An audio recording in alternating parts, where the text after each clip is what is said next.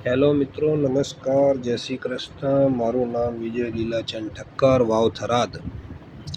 આથી સમસ્ત જનતાને જણાવવાનું કે ભાઈ બાબુલાલભાઈ દેસાઈ સોમનાથ ચોકડી જે રિક્ષા ચલાવી છે એમનો હું ખૂબ ખૂબ આભાર વ્યક્ત કરું છું કે ભાઈ રબારીઓમાંથી હું ઘણું બધું શીખ્યો છું અને હવે તો રબારીઓ બહુ પૈસે ટકે ઉજળા થઈ ગયા છે. તો હું એવું ખુશ છું કે ભાઈ આ જાતિ આજથી 30-35 વર્ષ પહેલાં જ્યારે એમના જોડે કશું નહોતું, આજે ઘણું બધું પ્રાપ્ત કર્યું ગોગા મહારાજની દયાથી. તો ભાઈ એમના હાર્દિક અભિનંદન પાઠવું છું કે ભાઈ સારું કહેવાય. ભાઈ કોઈક સમય એવો હતો કે ભાઈ જૂના જમાનાની અંદર કે ભાઈ રબારી સ્ત્રીની એટલી બધી અહેમિયત નથી, પણ આજની તારીખમાં કોઈ રબારીનો છોકરો રબારીની છોડીને પરણવા જાય તો 50 લાખ 80 લાખ કરોડ આવા રબારીઓમાં ભાવ થઈ ગયા. જો કે અમને તો કોઈ એવો એતરાજ નહીં, કેમ કે અમે તો કોઈ રબારી સમાજથી છીએ નહીં અને અમારી તો હેસિયત બી નહીં કે એમની ધૂળની માટી બરાબર. જેમ કે રબારીઓ તો કૃષ્ણ ભગવાન જોડે બી હતા, રોમાપીર જોડે બી હતા, દ્વારકાધીશમાં બી હતા અને બધી જગ્યાએ જો દેવોના સ્થાન છે તો એકાદો રબારીનો છોકરો 100% અવશ્ય તો જોવા મળ્યો છે. તો મારા જસ્ટ એવું જણાવવાનું કે ભાઈ એમને જે વાત કરી હતી એ સંદર્ભમાં હું સ્થાનિક જનતાને એવું જણાવવા માગું છું કે ભાઈ એક બેને પોતાની બેબીનું હગું કરવા માટે એમ કીધું કે હું મારી છોડીને એવા જ વ્યક્તિ સાથે પરણાવીશ જે મારી બકરીઓ ચરાઈ આવે.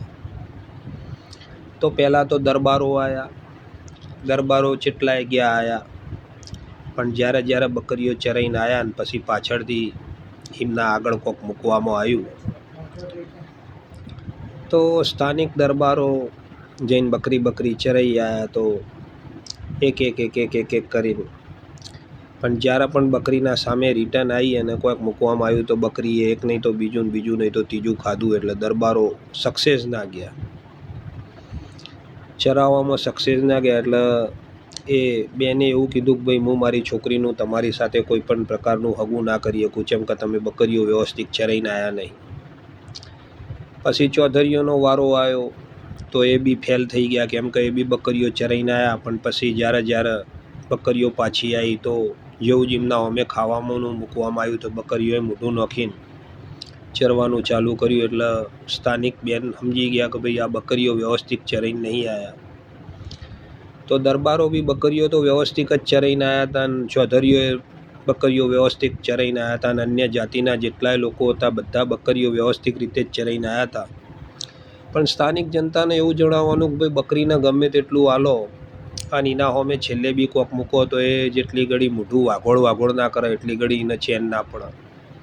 ગમે તેટલું તમે ખવડાવો પણ એના હોમે છેલ્લે બી કોક મૂકો એટલે ગમે તેવી ધરાયેલી હોય પણ મોઢું નાખીને એમાંથી એ થોડું તો ખાય ખરા છે.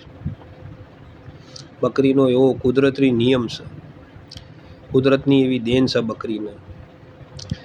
એટલે પછી છેલ્લે વારો આવ્યો રબારીઓનો, પણ રબારીના એક જ છોકરાનો વારો આવ્યો ને એ જ છોકરો હોશિયાર હતો. ભાઈ રબારીઓ તો દેવી દેવતાઓ જોડે રહેલા છે એટલે હોશિયાર તો સજ આખો. એટલે પછી રબારીનો છોકરો તો લાકડી લઈને જ ગયો ભાઈ ચરાવવા, જેમ કે એનો તો મેન હથિયાર લાકડી હોય ને ભાઈ. કોઈ બી રબારીના છોકરાના હાથમાં જોજો લાકડી પહેલાં હશે. એટલે આ તો પાઘડી પહેરીને, ધોતી પહેરીને, જભ્ભો પહેરીને સાદા વેશમાં આવેલો ને લાકડી લઈને ગયો. અને જેવું જ બકરી કોઈ જગ્યાએ ચરવા જાય એટલે ડફાક થઈને મોઢા ઉપર લાકડી મારે. જો ચરવા જાય એટલે મોઢા ઉપર લાકડી ઉપર સવારથી 100 સુધી લાકડી લઈને મારીને બકરીને અધમુઓ કરી નાખ્યો. પછી પાછા લાયા એટલે બકરીઓને, એટલે 3 જ બકરીઓ હતી, ત્રણે બકરીઓને પાછા લાયા. એટલે બકરીઓને આગળ ભાઈ કાજુ બદામ ને બધું મેળવામાં આવ્યું ને રબારીનો છોકરો ભાઈ ખાટલા ઉપર બેઠો. તો જેવું જ બકરું ચરવા ગયું એને ખાલી લાકડી લઈને આમ નેચે મૂકી પછાડી. એટલે બકરીને લાગી બીક કે જો હારું હું ચરે તો ફેરથી મોઢા ઉપર લાકડી ના વાગે. એ સંદર્ભમાં બકરીઓ ચરી નહીં 3. એટલે પછી પેલી બેને એમ કીધું કે ભાઈ તમે બધા જ બરાબર બકરી ચરાઈને નહીં લાયા, પણ આ રબારીનો છોકરો બરાબર બકરી ચરાઈને લાવ્યો છે, અન્યથા એટલે મારી પુત્રીનું હગું આ રબારીના છોકરા જોડે જ કરવાનું છે. એટલે આનાથી ખાસ તમને વિનંતી કરીને કહેવાનું કે ભાઈ સ્થાનિક જે આપણા રબારી મિત્રો ખરા એ હોશિયાર છે, નીતિ નિયમના ચુસ્ત છે, બધી રીતે કોઈ બી કાર્ય કરતાં પહેલાં 10 ફેર વિચારીને જ કામ કરતા હોય છે. એટલે કોઈ દિવસ એમને લાઇટલી ના લો યા એવું ના કહો કોનામાં બુદ્ધિ નહીં, એનામાં જે બુદ્ધિ છે એ આપણામાં નહીં, એવું યાદ રાખજો. અને હંમેશા એમનો આવો આદર ભાવ કરો, તમને એમનામાંથી ઘણું બધું જાણવા મળશે. વિજય લીલાચંદ ઠક્કર, વાવ થરાદ. જય જલારામ, જય અલગતણી, જય બાબારી. વિજય લીલાચંદ ઠક્કર.